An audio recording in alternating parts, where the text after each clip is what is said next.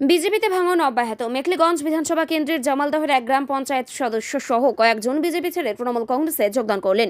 সোমবার নিউটন মোড় সংলগ্ন তৃণমূল জেলা কার্যালয়ে এসে তারা তৃণমূলে যোগদান করেন। তাদের হাতে দলীয় পতাকা তুলে দেন তৃণমূল কংগ্রেসের কোচবিহার জেলা সভাপতি অভিজিৎ ভৌমিক ও মেখলিগঞ্জ বিধানসভা কেন্দ্রের বিধায়ক পরেশচন্দ্র অধিকারী। শিববাবু আজকে তৃণমূলে যোগদান করলেন কেন? কাজ করতে অসুবিধা হচ্ছিল? কাজ করতে অসুবিধা বলতে আমাদের মেখলিগঞ্জটা জলপাইগুড়ি সাংসদের আন্ডারে। তো সাংসদের ওই 5 বছর আগে একবার আসছিল, তারপরে ভোটের সময় আবার আশা করে ভোটটা নিয়ে গেছে, কিন্তু এখন পর্যন্ত মেখলিগঞ্জে কোনো উন্নয়ন করেনি উনি। এমনকি আমাদের জামালদাবাসীর বহুত দিনের একটা আবদার ওনার কাছে ছিল, যেটা অ্যাম্বুলেন্সের, সেটাও উনি দিতে পারেনি। তো এইভাবে কতদিন ওনার সাথে জনগণ থাকবে? এবার আমাদের তো জনগণকে প্রশ্ন করতে হয়, তার ফোনও আমরা পাই না। সেই কারণে আমি এখন থেকে আবার পুরনো দল আমার তৃণমূল কংগ্রেসে যোগদান করলাম। মানে সাংসদকে ফোনে পাওয়া যায় না? সাংসদ তো খবরই নেই ওনার, কোনো দরকারে ওনার কাছে সাহায্য পাওয়া যায় না। যোগদান করে একটু বলুন। কারণ হচ্ছে আমাদের সাংসদ জয়ন্তবাবু যখন এলেন সে সময়টা আমি মহিলা মোর্চার সভানেত্রী ছিলাম। পরবর্তী টাইমে দেখে এসেছি উনি সাংসদ হয়ে যেমন মাটিতে হেঁটে হেঁটে এসেছিলেন মেখলিগঞ্জে, পরবর্তী টাইমে উনি কোনোদিন ওনার মুখেও দেখা গেল না। আর গরিব গ্রাম বুথ স্তর থেকে জেলা এবং ওয়েস্ট বেঙ্গলে তাদের যে একটা ভূমিকা থাকে, মৌলিক মানুষের যে অধিকার, সেটা ওনারা মানে ফিল আপ করার যে প্রয়োজন আছে সেটা মনেই করেন। এসব দেখে আমার মনে হলো। আর তাছাড়াও আমাদের বিশেষ করে মেখলিগঞ্জে একটা গোষ্ঠীদ্বন্দ্ব, মানে বিজেপির একটা গোষ্ঠীদ্বন্দ্ব, এটা হচ্ছে ভালো ভালো যারা বিজেপি কর্মী তাদেরকে মন ভাঙিয়ে দিয়েছে। এবং আমরা এখন সিদ্ধান্ত নিয়েছি যে আমাদের যে মহিলা মন্ত্রী মমতা বন্দ্যোপাধ্যায়ের আদর্শে অনুপ্রাণিত হয়ে আমরা আমাদের বুথ থেকে ব্লক এবং ডিস্ট্রিক্ট অবধি যুব মহিলা সবার সঙ্গে হাত মিলিয়ে যাতে আমরা উন্নয়ন করতে পারি।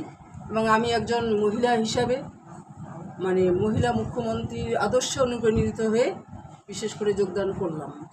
আচ্ছা, আপনি একজন মহিলা সভানেত্রী ছিলেন, মহিলাদের জন্য বিজেপিতে কেমন পরিবেশ রয়েছে মেখলিগঞ্জে?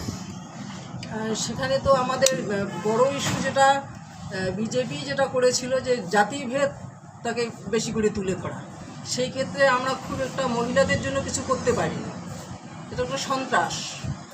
আর মহিলা আমার যেমন সেই কারণেই আমি এসেছি যে আমি হয়তো এখন স্বাধীনভাবে মানে মহিলাদের জন্য উন্নয়ন করতে পারবো। কাজ করার কোনো সুযোগই পান না। মানে কি ধরনের অসুবিধা হতো মহিলাদের বিজেপিতে মহিলা নেত্রী হিসেবে? প্রথমেই আমরা কোনো মিটিংয়ে গেলে যেটা শুনতাম যে এখানে হচ্ছে ধর্মটাকে বিশেষ করে, আর ধর্মে গেলে তো আমাদের মহিলাদের একটা দ্বন্দ্ব বা পিছিয়ে পড়ার একটা অনুপ্রেরণা ছিলই, বিশেষ করে গ্রামের মহিলারা। মানে ধার্মিক কারণে পিছিয়ে দেওয়া হতো? ধার্মিক কারণে পিছিয়ে যাওয়া। আর বিজেপি যেটা যে আমাদের লাস্ট যে অঞ্চলে 12 কোদালি ওয়ানে একজন পঞ্চায়েত বিজেপিতে যোগদান করেছে তৃণমূল থেকে গিয়ে, সেটাকে এমনভাবে ফলো করে প্রচার করা হচ্ছে যে বিজেপিতে মনে হয় প্রত্যাবর্তন শুরু হলো। আসলে তা নয়, বিজেপি যে ধস নেমেছে সেটা অব্যাহত আছে। গতকালও আমরা যোগদান করেছি এবং আজকে আমাদের এখানে জামালদা অঞ্চলের, যেটা মেখলিগঞ্জ বিধানসভা কেন্দ্রের আছে, সেখানকার গ্রাম পঞ্চায়েতের সদস্য এবং পঞ্চায়েতের বিরোধী দলনেতা শিবম নন্দী, তার সাথে বাসন্তী বর্মন, তিনি হচ্ছেন মহিলা মোর্চার সভানেত্রী, প্রাক্তন সভানেত্রী, এবং শিবম নন্দী এই মণ্ডলের তিনি যুব সম্পাদক আছেন, সাধারণ সম্পাদক। এই অঞ্চলে 20 জন গ্রাম পঞ্চায়েত সদস্য। আমরা গত নির্বাচনে 10টি সিট জিতেছিলাম এবং একজন সিপিএম জিতেছিল, সেটা নিয়ে আমরা বোর্ড গঠন করেছিলাম। আর পরবর্তীতে বিজেপি 9 ছিল, বিজেপি থেকে আজকে শিবমের যোগদান নিয়ে মোট 2 জন বিজেপির পঞ্চায়েত তারা তৃণমূল কংগ্রেসে যোগদান করলেন। এতে আমাদের সংখ্যা এসে দাঁড়ালো 12, বিজেপি এসে দাঁড়ালো 7। তাই বিজেপিতে যে ভাঙন শুরু হয়েছে এটা কোনোভাবেই রোধ করা যাবে না। যতটাই এরা ভুল বিভ্রান্তি রাজনীতি করুক, বিজেপিকে কুচবিহারে সেই জায়গায় বিজেপি পাবে। তো এরা যারা যোগদান করলেন তৃণমূল কংগ্রেসে, তাদের উদ্দেশ্য এবং লক্ষ্য তারা স্থির করে নিয়েছেন যে এলাকার মানুষের জন্য কাজ করতে হবে। কাজ করতে গেলে তৃণমূল কংগ্রেসের সাথে থাকলে পরে তাদের মানুষের জন্য কাজের সুবিধা সুযোগ বেশি। এখানে গ্রাম পঞ্চায়েত, পঞ্চায়েত সমিতি, জেলা পরিষদ, আমাদের রাজ্য সরকারের বিভিন্ন প্রকল্পের সহায়তা এবং উত্তরবঙ্গ উন্নয়ন দপ্তরের উদ্যোগে যে কর্মযোগ্য কুচবিহারে চলেছে সারা উত্তর জেলাগুলোর সাথে সাথে, এই সুযোগগুলো আমরা সেই বুথগুলোতে পৌঁছে দিতে পারবো।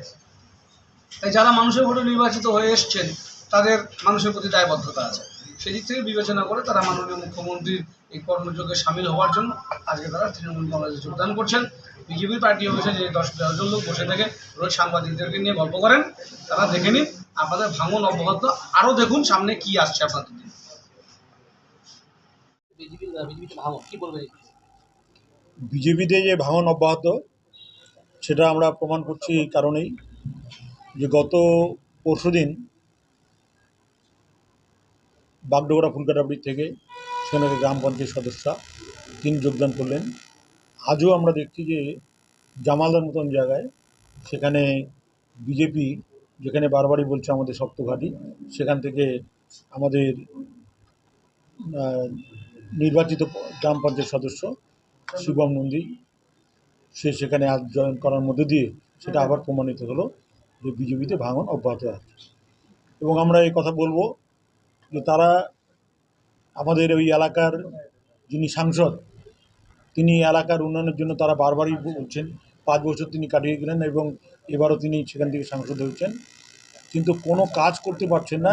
এই ক্ষোভে মানুষ ফেটে পড়ছে এবং তার প্রতিফলন দেখছি গ্রাম পঞ্চায়েতের সদস্যের মধ্যে, সেই প্রতিফলনের দাগ তারা বারবারই উচ্চারণ করছেন। এবং আমরা দেখছি যে এই উন্নয়নের ধারাকে অব্যাহত রাখার জন্য তারা বারবারই বলছে যে আমার বাড়ির সামনের রাস্তা, বারবারই লোকই বলে যে রাস্তাটা করা দরকার কিন্তু আমরা করতে পারছি না।